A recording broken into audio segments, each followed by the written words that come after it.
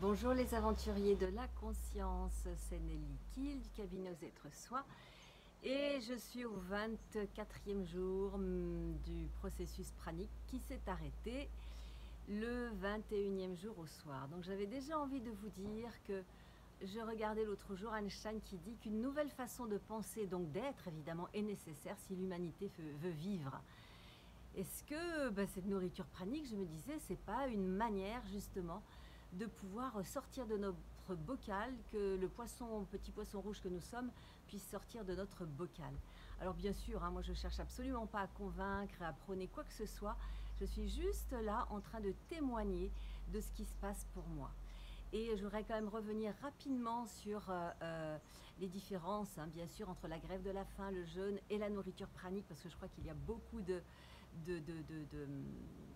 d'ambiguïté dans tout ça. Le gréviste de la faim ne mange plus parce qu'il est en colère, il est en réaction face à des événements, sans doute fort justes, mais voilà, il est beaucoup d'émotions, donc son corps est fatigué, épuisé. On voit les grévistes de la faim souvent allongés et leur corps souffre beaucoup.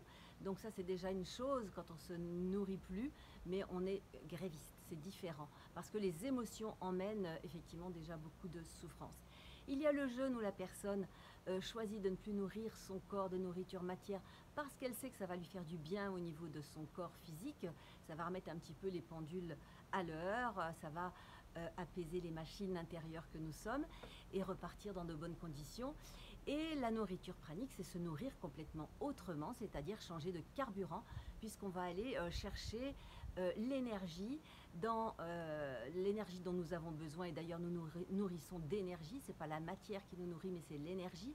Et nous allons chercher l'énergie dans la matière que nous ingérons, puisqu'effectivement, c'est de l'énergie concentrée dans la matière, mais il y en a un tout petit peu, alors que quand nous nous relions à cette terre-là qui est plein d'énergie, eh bien, nous pouvons nous nourrir encore plus, puisque si nous le faisons en conscience, ça nous nourrit. Voilà, donc c'est quand même trois choses différentes là. Mais effectivement, cette nourriture lumière, j'ai bien vu, pouvait activer des peurs, parce que nous avons des croyances tellement ancrées par rapport au fait qu'il faut que nous mangions pour vivre. Ce programme-là a été ancré de manière très, très, très profonde dans notre corps, et je l'ai bien vu. Et ces peurs, elles peuvent être paralysantes, et c'est celles qui ne font pas passer à l'action. Et je vois depuis 25 ans que j'ai un cabinet, les personnes que je vois passer à mon cabinet souvent ont des peurs qui les empêchent d'aller dans quelque chose de léger dans leur vie et dépasser leurs peurs avec tous les outils que j'ai pu mettre à leur disposition et que j'ai déjà utilisés pour moi-même, bien sûr. Dépasser les peurs, ça amène comme des petits miracles, et c'est ça, moi, qui m'amène aujourd'hui à aller sur le chemin de Compostelle toute seule, par exemple, à faire ce processus de nourriture lumière, pranique, parce que j'ai la conscience qu'on peut aller au-delà de nos limitations, au-delà de tout ce qui nous empêche d'être vraiment cet être extraordinaire avec de multiples possibilités. Et ce qui me réjouit, c'est que là, je suis au Costa Rica depuis 2 ou 3 jours, et je vais à une formation, et puis je vais passer 5 jours de vacances après. Là, ma formation commence tout à l'heure. Eh bien, je suis invitée par une vingtaine de médecins qui habitent ici au Costa Rica, français je pense, pour que je leur parle de ce processus de nourriture pranique. Je me dis, waouh, le monde bouge quand même le monde médical s'interroge. Et en ce qui concerne plus particulièrement l'approche, on va dire, différente pour soigner le cancer, ils sont déjà au top par rapport à ça. Bon, d'accord. Et donc, on passe déjà à la nourriture pranique. C'est magnifique. Et pour terminer, j'avais envie de vous dire que effectivement, j'ai arrêté. Et pourquoi j'ai arrêté alors que j'avais envie de continuer au-delà des 21 jours, parce que je me sentais tellement bien, c'était tellement fluide, mon corps était dans la légèreté, mon esprit également, et la nourriture ne me faisait absolument pas envie. Sauf que au bout de 20 heures de voyage, d'avion, d'aéroport en aéroport, eh bien, le dernier repas dans l'avion avant d'arriver au Costa Rica, c'est comme si j'avais une pulsion de faim qui m'a envahi.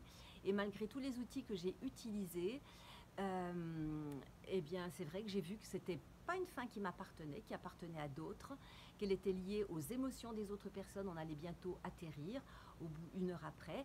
Et j'ai vu que cette sensation de faim, même si elle ne m'appartenait pas, même si j'ai, comment dire, utilisé tous les outils qui étaient les miens, c'était comme si c'était une pulsion d'envie de manger et je dirais, qui se travestissait en faim, alors que ce n'était pas du tout le cas. Donc j'ai mangé. Donc j'ai rompu, effectivement, j'ai mangé dans l'avion. C'est pas la meilleure nourriture qui soit, mais bon, c'était pas mauvais quand même. Et le lendemain, en arrivant ici, je me suis dit, bon, je vais continuer, je prendrai 1 ou 2 jus, et puis voilà. Et puis non, c'est vrai que j'accepte que mon corps ait fait cette transition-là, qu'au bout des 21 jours, et j'ai vu également que ce n'était pas par hasard, le processus s'arrêtait. Et c'était comme si ça me reconnectait à un sentiment d'abandon. Le groupe, bien effectivement, constitué par